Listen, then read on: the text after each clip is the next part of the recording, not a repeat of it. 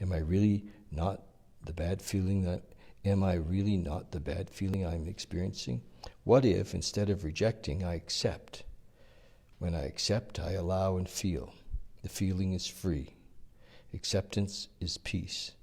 With peace comes joy, with joy love, with love God, I am home. Acceptance is love. Rejection is the reaction to fear. Are you love or fear?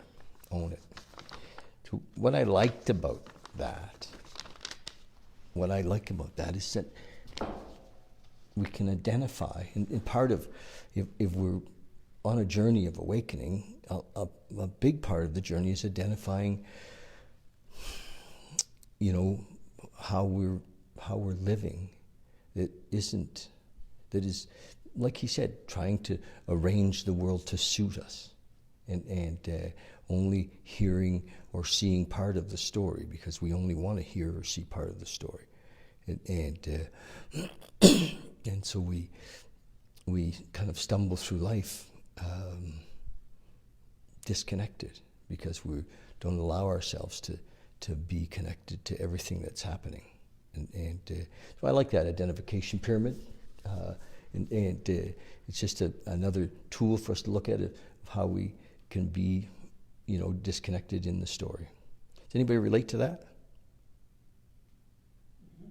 Mm-hmm. I don't know if I was hearing what they were actually asking. Yes.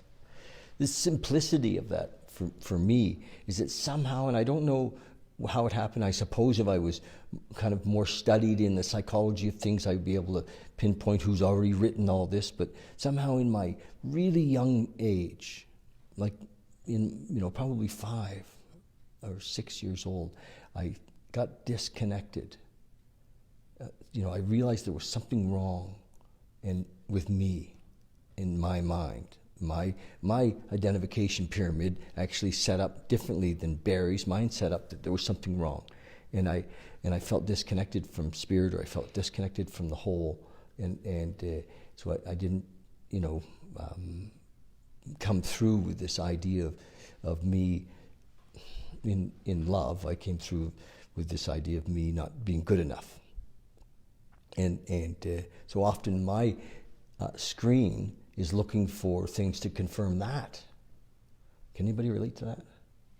Yeah, to confirm that somehow I'm not smart enough, or not good looking enough, or I'm not actually the things that Barry talked about were actually, they're not the things that I pick up. Mine are more, and if I'm living in that unconscious way, and I'm picking up the things that aren't working, or the things that aren't good enough about me, so that's similar to my story. Yes. So do you think that when living in that I'm not good enough, every single person that I come into, I'm going to project that I'm not good enough, and then they're going to project back to me that I am not good enough, that they're going to have this expectation of me that I'm never going to be able to live up to. It's almost like that's where I say that we're creators, is that everything that I'm thinking of myself is what I'm going to experience through the person that I'm with. So Absolutely.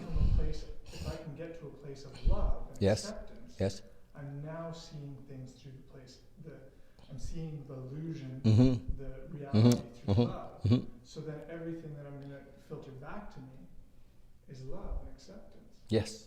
So I witness that now all the time. It's like I'll go to a restaurant, and because I'm not living in fear of anything, everybody that surrounds me accepts me, even the server. But if I'm living in fear and I shrink myself down, the way I see them is the way I'm seeing myself. Yes. Because they'll even look angry at me. So I think it's amazing that that you're there, that you've got that, and I don't, I know we talk about it a lot, that it kind of comes and goes, and it's sometimes it's fleeting, right? And that's exactly what I'm hoping to help, our group to get to, and most of us have tried to get there through therapy, or through affirmation, or through kind of willing our way there. My experience is that doesn't work. I mean, not that some of that isn't necessary or some of that isn't appropriate, but the realization that I'm not that story of me, came to a greater degree in the Enlightenment Intensive.